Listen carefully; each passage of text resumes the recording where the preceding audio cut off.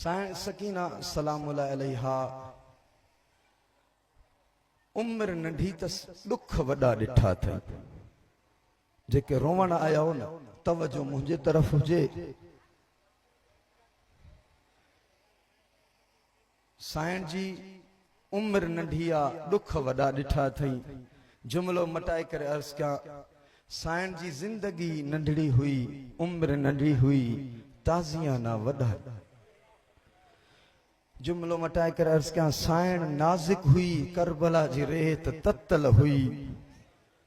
सब न्याणिन वारा वेठा हुंदो हिते दिल ते हथ रखी बुधायो जने घर खां निकरंदा हो न्याणी बाबा बाबा कंदी आ जा न जने बाबो घर इंदो आ वरी न्याणी कंदी आ न बाबा बाबा। न्याणी पीर सां ॾाढी मोहब्बत कंदी आ। करबला में जडे हुसैन खेमे का अलविदा कई न सकीना डुड़ंदी आई रोवण जी हालत में हुसैन दिसी करे फज़म्महा इला सदरी। हुसैन सकीना के सीने सां लाथो। मां चवंदो हर पीर जी ख़ासियत आ न्याणी जडे मिलंदी तस न सीने सां लाईंदो आ। सकीना त दादुली हुई पीर जी।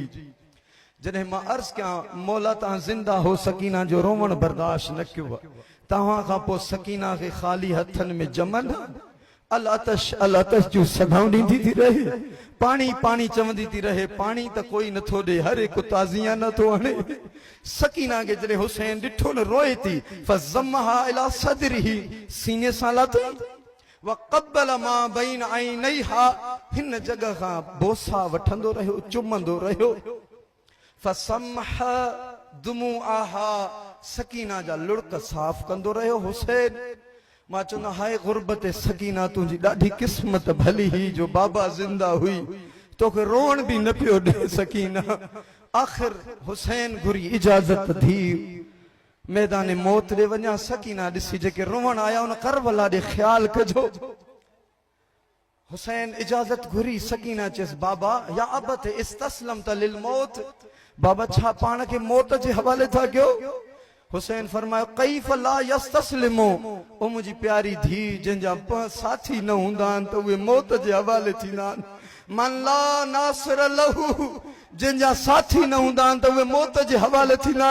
दर्द भरियो जुमलो आ सकीना दी चे बाबा मौत जे हवाले न थियो। रुदना इला हरम जदना बाबा मौत जे हवाले न कयो नाना रसूल जे शहर मोटी हलो।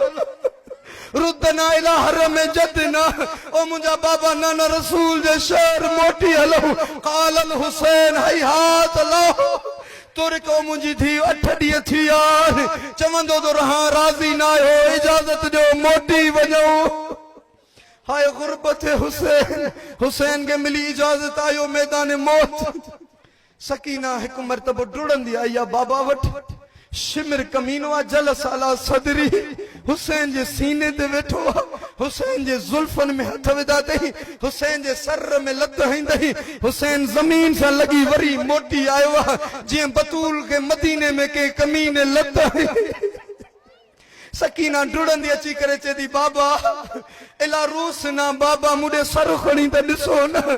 मां अर्ज क्या सकीना बाबा जो सर रहो किथे आ। सकीना वरी वेण करे चो अल मकशूफा ओ मुजा बाबा सा जो चादरू लई वयू इला अम्मती अल मजरूबा ओ मुजा बाबा बुआ ज़ैनब के ताजिया ना आननी था। हाय गुरबत सकीना। आखिर हुसैन जो घोड़ो सकीना जे कदमन में आयो।